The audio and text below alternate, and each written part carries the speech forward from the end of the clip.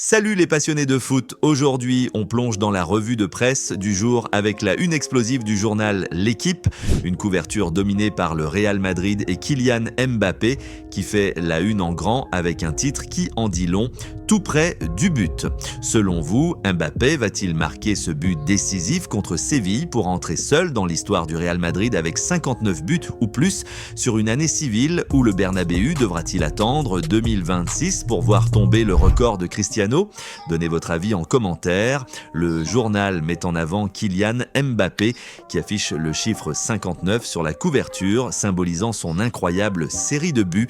À la date de cette édition, Mbappé a marqué 58 buts durant l'année civile 2025 et il est à un seul but d'égaler le record de Cristiano Ronaldo au Real Madrid, établi à 59 buts en une année civile avec le club. Le titre tout près du but souligne qu'il est sur le point d'atteindre ou de dépasser ce record historique lors du dernier match de l'année. Ce record placerait Mbappé parmi les plus grands buteurs de l'histoire du Real Madrid, confirmant son statut de leader offensif et son année exceptionnelle en termes de statistiques personnelles, alors qu'il mène également les classements des buteurs en Liga et en Ligue des Champions.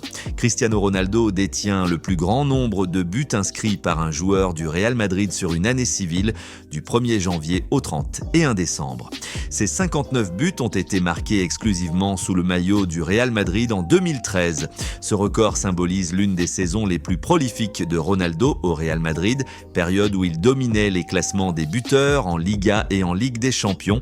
Il le place comme la référence absolue pour les attaquants mérengues sur une année civile. En décembre 2025, Kylian Mbappé, avec 58 buts pour le Real en 2025 avant le dernier match de l'année, est à une unité d'égaler cette marque et pourrait la dépasser, marquant ainsi une passation symbolique entre deux générations de stars du club. Pendant que la presse française célèbre l'exploit individuel de Mbappé qui pourrait entrer dans l'histoire du club ce soir au Bernabéu, on traverse les Pyrénées pour voir comment Marca, le journal madrilène par excellence, aborde cette même fin d'année. Et là, l'ambiance est bien différente. Le focus est sur l'entraîneur Xabi Alonso et une pression maximale avant ce même match contre Séville, avec en toile de fond une guerre institutionnelle ouverte avec le Barça. La une met en avant Xabi Alonso, l'entraîneur du Real Madrid, avec cette citation en énorme « Las notas à finale de Curso ». Il s'agit de ses déclarations en conférence de presse où il refuse de s'auto-évaluer ou d'évaluer l'équipe à mi-saison, affirmant que lo primero est ganar, le plus important est de gagner et que les notes viendront à la fin du cours, sous-entendant que les jugements définitifs sur sa première demi-saison au Real Madrid attendront la fin de l'exercice. Ces mots illustrent la pression actuelle sur Xabi Alonso, qui dirige le Real Madrid dans une saison irrégulière, avec l'obligation de victoire ce soir contre Séville, à 21h au Bernabéu pour bien terminer 2025 et rester dans la course au titre face au Barça leader. Joan Laporta, président du FC Barcelona, est en mode réplique et déclare « Ils ont un baudriot de télévision d'où ils vomissent des mensonges et intoxiquent ». Il s'agit de ses déclarations récentes lors de la Cena de Navidad du Barça, où il accuse le Real Madrid et son entourage médiatique de campagne permanente de desprestigio contre le club catalan, dans le contexte enflammé du cas Negreira. Cela reflète l'escalade de la tension institutionnelle entre les deux géants espagnols en cette fin 2025, avec des échanges virulents qui dépassent le terrain et alimentent la rivalité historique. On bascule maintenant sur Sport, le journal catalan proche du Barça, qui alerte sur la santé de l'élément clé du Barça. Pedri, le milieu canarien du FC Barcelone, n'a pas participé à l'entraînement collectif la veille en raison d'une surcharge musculaire au solaire gauche.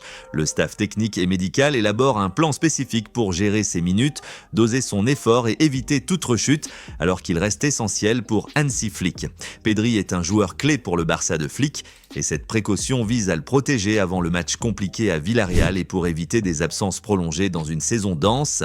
Le retour au Bernabéu pour le Real Madrid contre Séville ce soir à 21h est marqué par de la tension et des nerfs dans un match décisif pour clôturer 2025.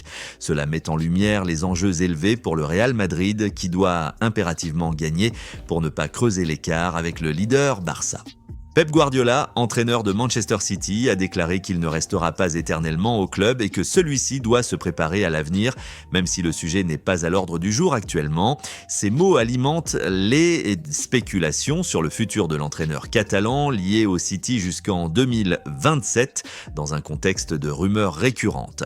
Pendant que la presse catalane veille sur Pedri et anticipe un Bernabéu sous haute tension, on file au Portugal avec Abola, qui fait le point sur les suite des Oitavos de finale de la Taça de Portugal, avec des polémiques arbitrales qui font réagir les grands clubs et des qualifications acquises dans la douleur ou la maîtrise. Rui Costa, président du Benfica, a réagi en direct lors de la fête de Noël du club au pénalty controversé accordé au Sporting contre Santa Clara en Taça de Portugal, qualifiant l'épisode de escandalo après 12 minutes d'analyse VAR qui ont permis aux Leões de revenir au score et de gagner dans le prolongement.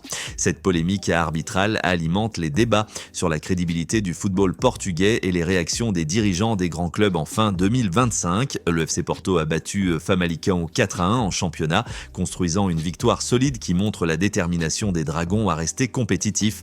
Cela confirme la bonne forme du FC Porto en Liga, où ils maintiennent leur position en haut du classement. Le Sporting s'est qualifié pour les quarts de finale de la Taça de Portugal en battant Santa Clara 3-2 après prolongement, grâce à un pénalty controversé, une égalisation de Suarez et un but décisif d'Ioannidis. Cela permet au Sporting d'avancer en coupe malgré une performance compliquée dans une compétition où les grands clubs portugais visent le trophée. Après les polémiques arbitrales au Portugal avec Abola, on reste en Catalogne, mais on change de journal avec Mundo Deportivo, qui partage le même camp que Sport, mais met l'accent sur la planification à long terme du Barça, un renfort défensif de haut niveau pour l'été prochain. Le Barça explore le marché pour recruter un défenseur central de niveau top l'été prochain.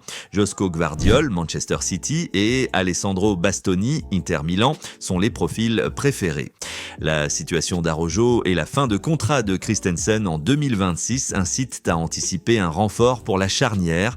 Cela montre que le Barça anticipe déjà les besoins défensifs pour maintenir sa compétitivité en ciblant des joueurs Zurdo avec bonne relance et expérience en haute compétition.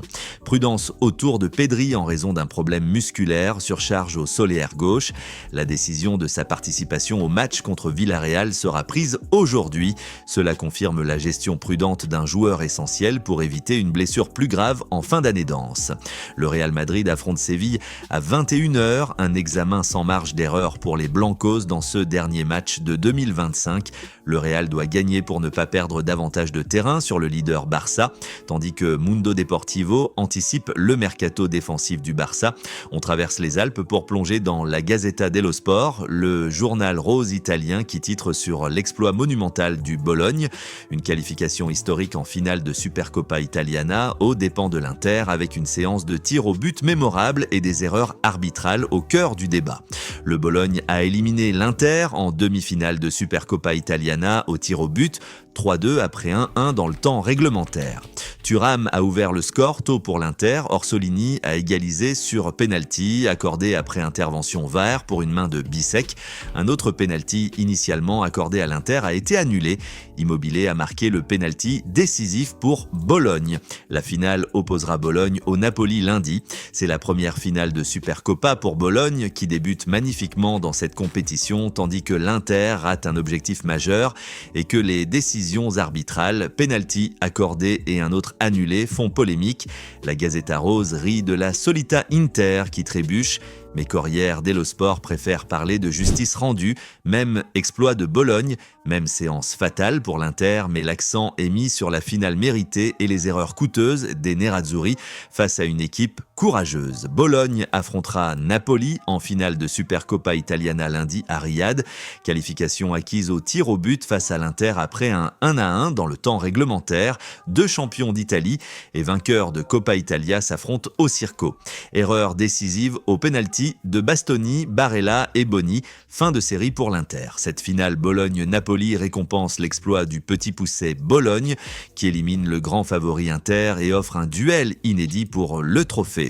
Corriere voit une juste récompense pour Bologne, mais Tuttosport, le journal turinois proche de la Juventus, titre d'abord sur l'exploit des rossoblues avec une pointe d'ironie envers les intrus, avant de passer à Gleison Bremer, totem défensif des Bianconeri qui s'annonce prêt à tout casser ce soir contre la Roma. Bologne accède à la finale de Supercoppa en éliminant l'Inter au tir au but 3-2. L'article évoque les intrus sortis avec une référence. Cela confirme la sensation historique pour Bologne, qui rêve désormais de titre face à Napoli lundi. Gleison Bremer, défenseur central brésilien de la Juventus, déclare être prêt à titulariser après 84 jours d'absence due à une grave blessure. Il se sent en pleine forme et veut reconquérir sa place dans l'axe alors que la Juve affronte la Roma ce soir. Le club cherche aussi un autre central au mercato. Le retour de Bremer renforce une défense juventina déjà solide dans une phase cruciale de la saison où chaque point compte pour rester au contact du leader. Allegri, ancien coach de la Juve, est accusé d'insultes graves envers les arbitres lors d'un match. La note évoque une possible sanction lourde. Cela ravive les débats sur le comportement des entraîneurs et les relations avec l'arbitrage en Italie.